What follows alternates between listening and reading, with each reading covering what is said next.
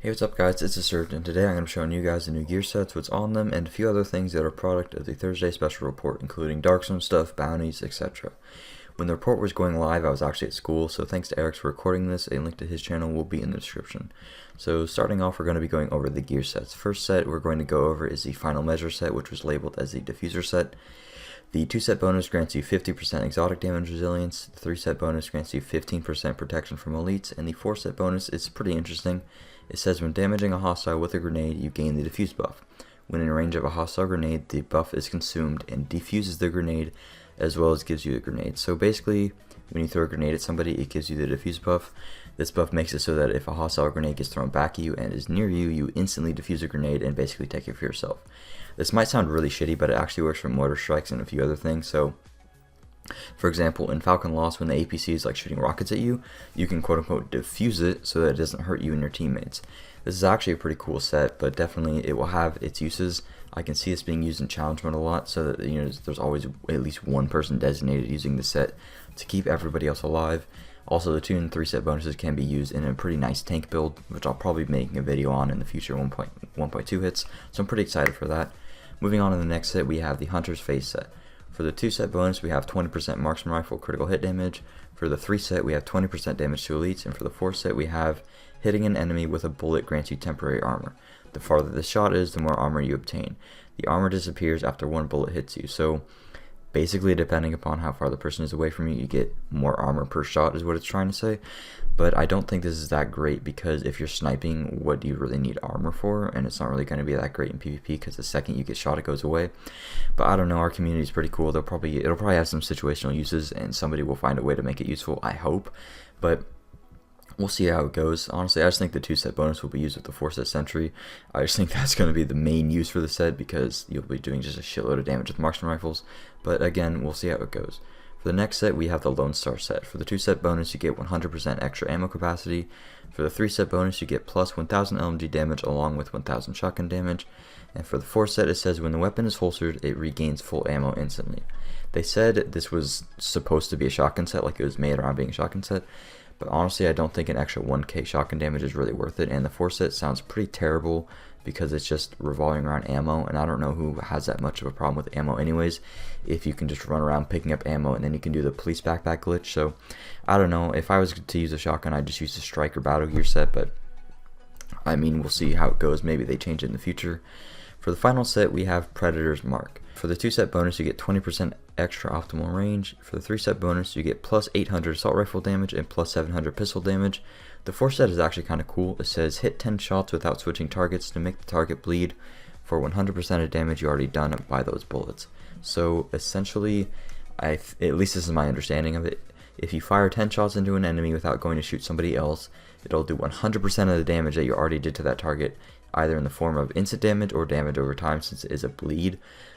Usually bleeding is over time, but I think just for the sake of it being actually like responsive, it'll do it instantly so that you can kill people a lot faster, because this game does insist on killing people a lot faster. And I think the 100% damage is of all the 10 bullets that you did, so it's just an instant huge chunk of damage. The 4-set does sound, if it's like I said, it does sound like it can be pretty powerful when you have like really tanky enemies in, say, challenge mode and stuff. But most of the time, if you shoot a guy 10 times in the face, he'll die, because in lower dark zones and stuff, people don't have that many enemies, or not many enemies. They don't have that much health. So I don't know. It's just one of those things that we'll have to see how it plays out and actually test it before saying anything.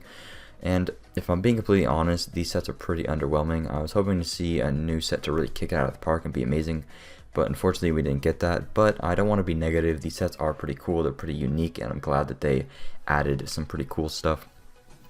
I just hope that there would be something that would be better than Sentry's Call in terms of damage, but it's what it is.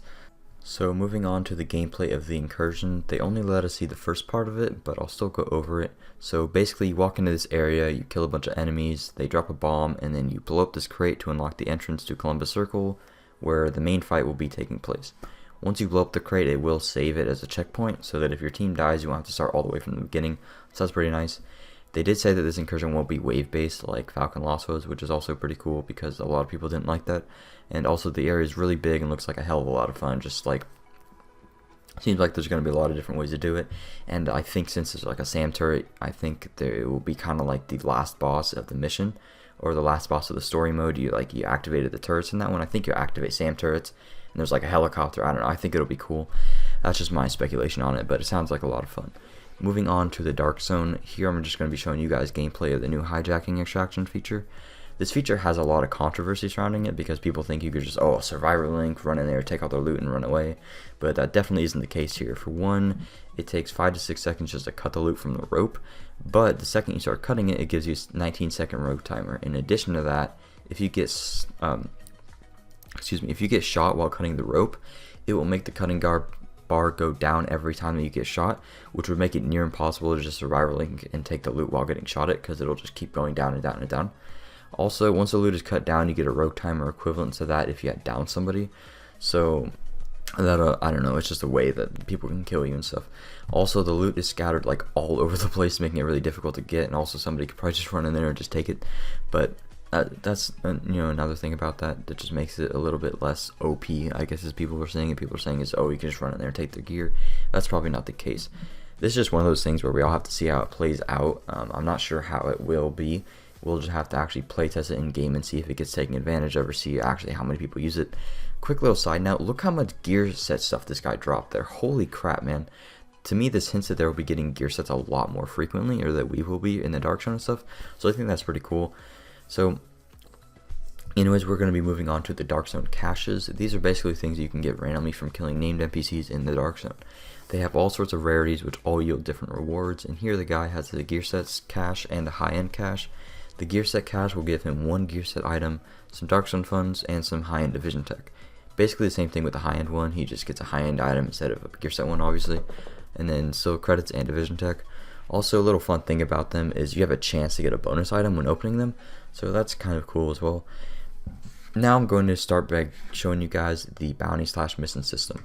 This is being added for people that don't necessarily like the Dark Zone. It lets them be in the open world and play by themselves if they want to. So basically what happens is you go to a safe house and then you get a search and destroy mission. By the way, in order to do these, you have to have done all of the side missions and encounters near that safe house, so just something to take 9 of. You can do that over this weekend, or something just in preparation for it. So once you get a search and destroy mission, it basically tells you, go to certain locations, kill a few enemies, and upon completing it, it rewards you with target intel. The search and destroy missions are pretty easy, but they're meant to be so that you can get a lot of target intel pretty fast. Target intel is basically a currency you can use to purchase different bounties. So once you've done a bunch of search and destroy missions, you go to your base of operations, and then there's a bounty board, and with your target intel you can purchase bounties which will reward you different things such as Phoenix credits, gear set pieces, and weapon skins. Some of these are weekly and then some of them are daily, so you can't just do them all over and over again to farm gear set items, obviously. And the weekly ones will probably give you way better rewards, which are probably the gear set ones, obviously, and then the other ones will give you like Phoenix credits and normal credits and other stuff like that. Once you have the bounty, it will tell you to go kill a group of enemies, and then with that group of enemies, it will have a named boss to kill. This will be obviously a lot harder than the search and destroy missions, and it's supposed to be done with a team, ideally. You can probably solo it, but it's meant to do with a team. Once you complete the bounty, you can get a random high-end weapon upon completion, just like it'll pop up on the screen, just like when you finish a mission. Usually they aren't the best in terms of quality, but it is still nice, a little crafting material here and now isn't all that bad. And obviously you get the reward depending upon which bounty you picked, gear set items, whatever it is that you used. This is a pretty cool feature because it'll add a lot of longevity to the game, and it will actually give people a lot of more options in what to do in terms of content. And for people that don't like the Dark Zone, it's a great alternative, so I'm really happy about this change, and I think a lot of other people are as well. There are a few other things that I left out that I didn't think were that important, as I didn't really want to drag out the video, but if you're interested in checking them out, I'll leave a link to the Division website, which lists the upcoming changes, but that's all I've got for today. Thank you guys so much for watching. If you enjoyed, please drop a like and subscribe for videos similar to this one. Later, guys.